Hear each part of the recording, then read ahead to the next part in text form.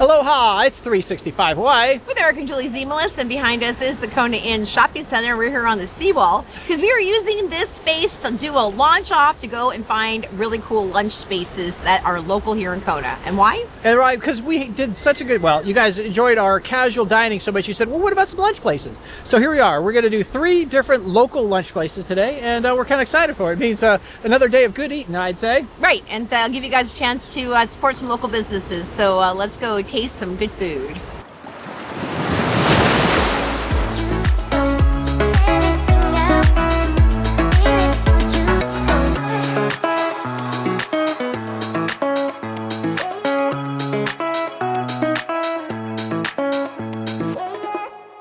So welcome to Tea-licious, and this is one of my favorite places to come for almond croissants. It's totally cute. If you love tea, it's a total tea house. Totally cute inside. Great place to meet your friends. And what we're going to do today is we're going to pick up a box that you can take out on a picnic. But they also have amazing pastries and things. So let's go in and take a look at what's inside.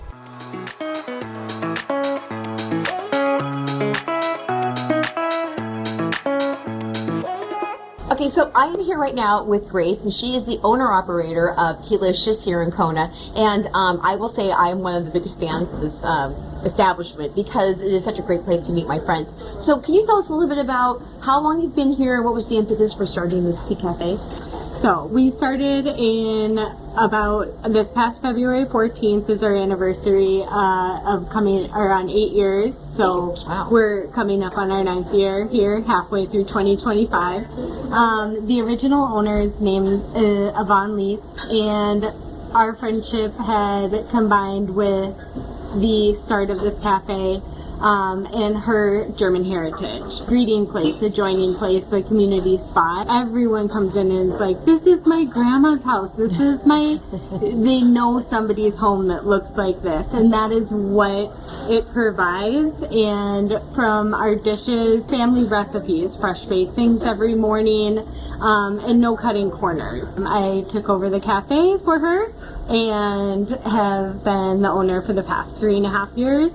And have continued family tradition, family recipes, the culture of bringing aloha and German comfort to the island.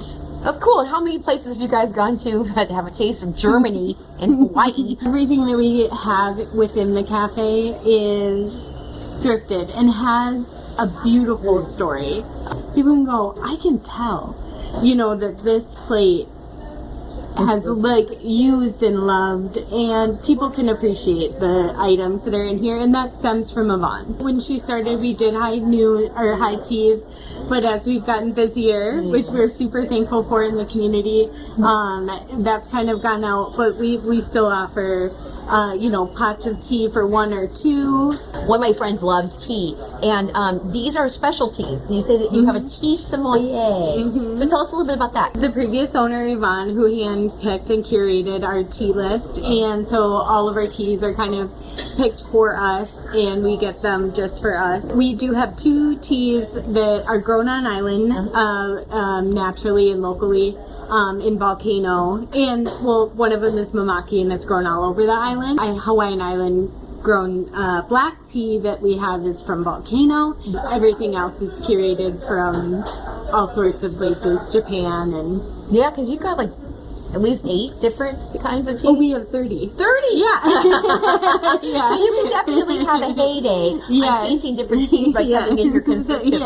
So in the morning, obviously, this is where the hubbub is. People come in for coffee in the morning, come in for their tea, come in for their pastries. And then you have a lunch experience too, right? As well. And so one of the reasons why I came in here today is because you guys, if you are looking for a romantic or a friend experience, that getting this box and going out to the beach and getting a chance to enjoy this with your friends, I've done this quite a few times. In fact, we've taken this down to Po'olulu Beach Park. Kind of go for is like a European style cafe, and we have really over the years narrowed it down to the best sellers. Affordability, tasty, local, community building. It's all Fresh here. made. Fresh made. We're 6 a.m. to 2 p.m. Monday through Saturday. There's no online orders. Okay. It's just phone orders. Okay, phone orders. So phone orders. Like this. You got. Yeah. We learned today specifically. Call ahead. 24 hours for this experience because it's a deal. So. Call ahead. Well, thank you, Grace. We totally appreciate you giving us the so much. opportunity to tour your space. Thank you so much. Sure. I appreciate you.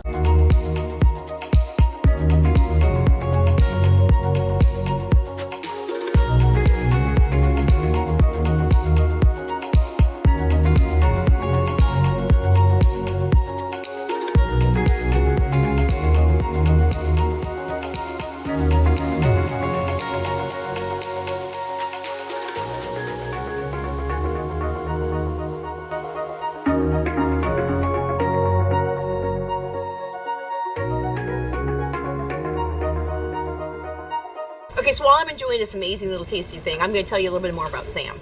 But Sam actually is going to probably do a better job telling you himself what is going on. When did you start Journeys Café, and what are you really known for? And what do you want to tell all of our guests about what you're serving here? Okay, so we started about 6 years ago, a little bit right before COVID had occurred. And, I started out with this restaurant. We were actually on the other side. With the ice cream, right? What Right. did you do in the Journey to Sweet Well, part? actually, we had opened before COVID-19, and so we were doing like a whole restaurant right next door. Okay. And then when COVID happened, the Frenchmen had moved out. Oh, that's right, the French- So then we moved all our food to this side, and then this side became the ice cream side. But we weren't doing ice cream before that. Oh, look at that. Something good has shown up here. So, when you decided to do this whole thing, though, you decided to focus on plant-based. Yes. And that's because... And, well, I'm very passionate about plant-based foods. I remember I was in Japan, and I started cooking 1 month in. They taught me to use this thing called Ajinomoto in Japan, which is also known as MSG. Oh. Which in Japan is not, I don't think like people like go, oh my gosh, it's MSG. But here in America, it was like, oh my gosh, MSG.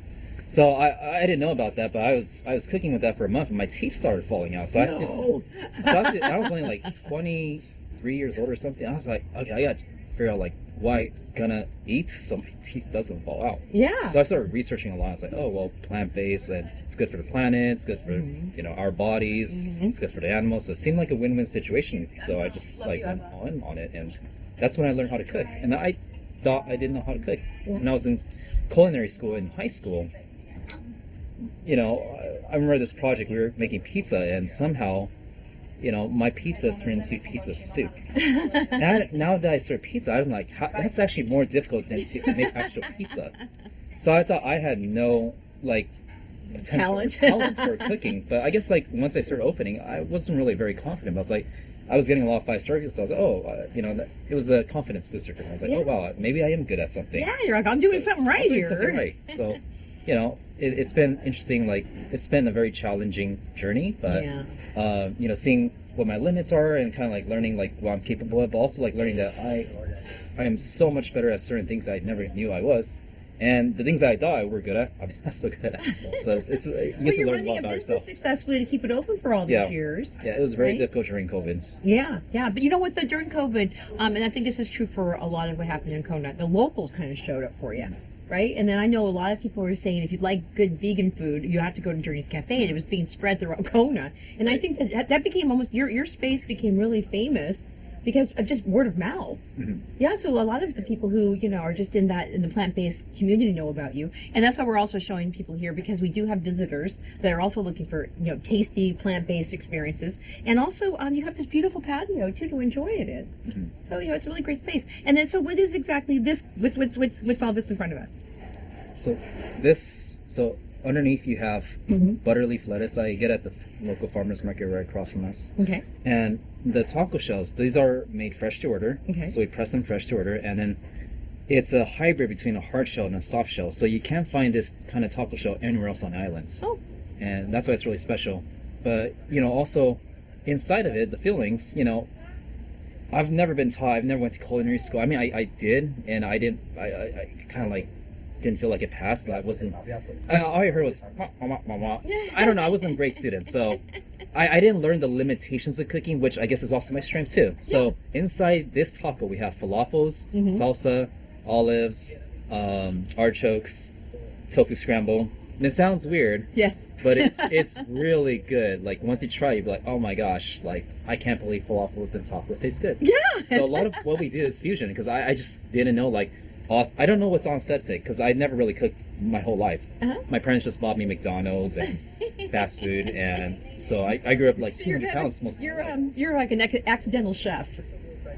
Supposed to. And most of our creations here are accidental, mistakes in the kitchen. Like, oh, let's try putting this. Oops, I accidentally put falafels instead of the chicken. So wait, that tastes great. You're going to be offering a little bit more of local flair. So you might just kind of give them a little taste for what you're going to do for new menu items?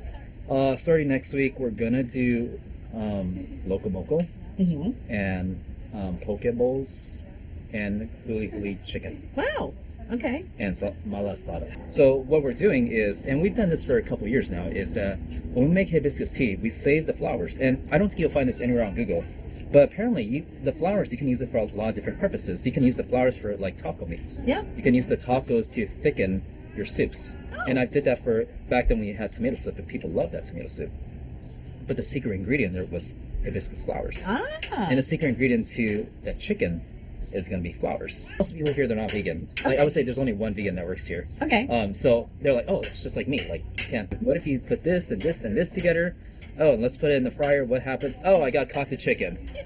So funny. And before we decide to dig into this, what is this?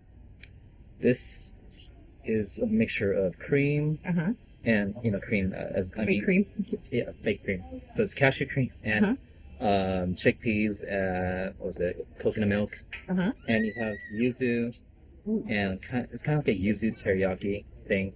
Now it doesn't teriyaki thing. I don't know what to call it, to be honest. It's just we don't put things under labels. Okay. One of the things, like when I hire people, I don't hire people for a role. I break down roles into responsibilities, and we hire people based on who they are, and we create roles around people's strengths instead. Oh, that's great. So we really believe in doing things differently, being inventive about things. So, ooh, that's tasty. Who thought the yuzu has the almost like a lemon lime experience to it with the subtle flavor of teriyaki. Okay, I'm gonna try this. And it doesn't even need sauce; just by itself is perfectly delicious. Okay, so clearly, I just offended the chef by pouring sauce on something before I actually got a chance to taste it. But I have more than one. Let's see. Okay, let's see. Oh boy, this is always fun to do this in front of the camera with these kinds of things. Oh, so much flavor going on there. You get the teppanyaki, you get the nutty, you get the tomatoey, and the crunch. Oh my gosh, my foodie friends, please come here and try this. This is so good. There's like 13 things going on in your mouth all at the same time. And cilantro too, the finish on that. Good job. Support him. Sam, you're doing a great job. Thank you for doing this for the Kona. Thanks.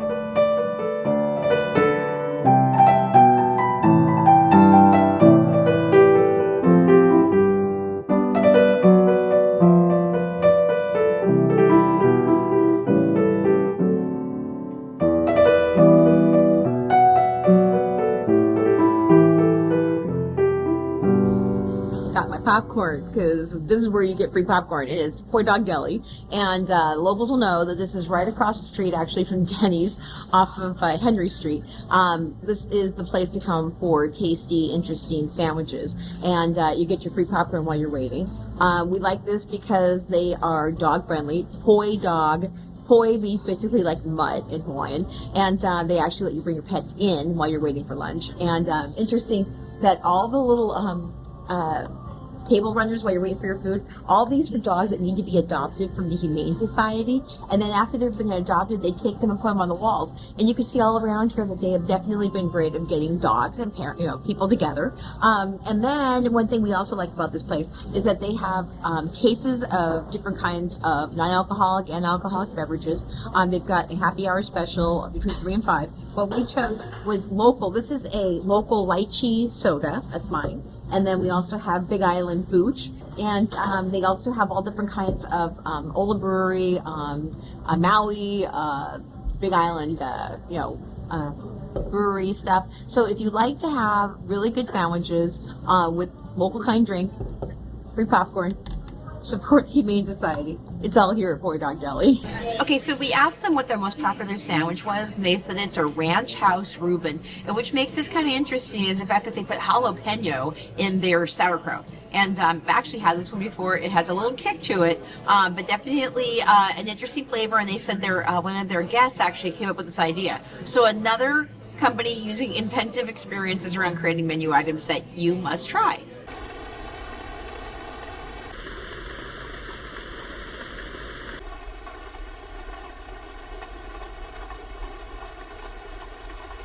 We're not where we're supposed to be. We're supposed to be on the beach. Think about, okay, we're going to insert beach scene here. Right, instead of tropical greenery. We were going to take this whole spread down, and alas, a big rainstorm came in. So we had, obviously, the food while it was fresh. We can't wait till tomorrow when a better day might show up. So we are having a little indoor picnic. Indoor-outdoor picnic on our lanai.